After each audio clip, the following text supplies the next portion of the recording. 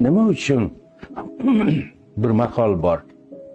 Geniylarni farzandlarida tabiat dam oladi degandek.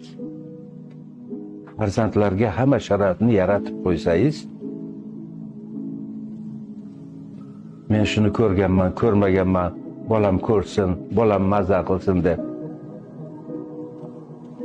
Nima bo'ladi? Farzandingizni hayoti boy bo'ladi.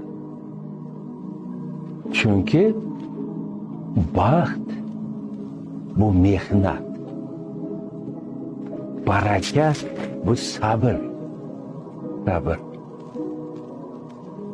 Hayotdagi karomatlar bu ilm. Ilm.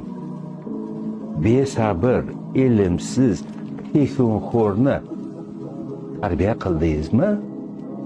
U nima bo'ladi? Birovni oilasiga borsa, birovni oilasiga borsa, tekinxo'rlik qilmoqchi bo'ladi. U tekinxo'rlik qilayotganini bilmaydi. Bilmaydi. Birovni oilasidan qiz kelin kelib tursangiz ham, bu sabrga, mehnatga o'rganmagan farzandingiz boyni bolasi o'zini ham hayotini xonavayron qiladi, birovni ham hayotini xonavayron qilib yuboradi.